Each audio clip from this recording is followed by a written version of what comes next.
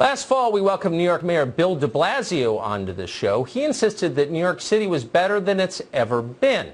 Maybe New York was holding steady because de Blasio was busy with his doomed presidential run and wasn't there to destroy it. But he's back now.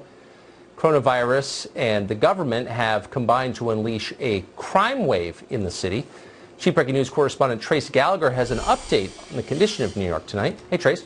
Hey, Tucker, back in March when New York Governor Andrew Cuomo issued a statewide order demanding jails and prisons release inmates to abide by COVID-19 social distancing guidelines, the NYPD says it did not object to releasing older defendants and those with underlying conditions. It did object to the wide-scale release, and now we know why. Of the 2,500 inmates released from Rikers Island, 250 of them have reoffended, and those 250 have been arrested 450 times. Like 27-year-old Jonathan Martinez, who was convicted in 2014 of strangling his girlfriend. Since his release a few months ago from Rikers Island, he's been arrested for 6 new crimes, including forcible touching, robbing a makeup store, and robbing a person at knife point.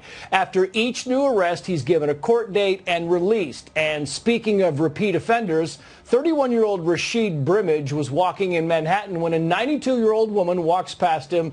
He pops her in the face. She falls to the ground, hitting her head on a fire hydrant. He kept walking, but was later arrested for the 104th time, including sexually abusing a 13-year-old girl and 10 other sex offenses, which is supposed to disqualify him for early release.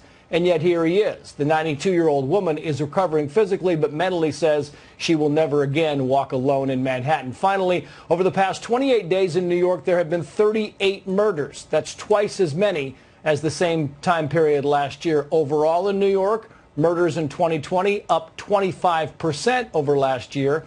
One NYPD official says the trend is the worst in 7 years. Tucker.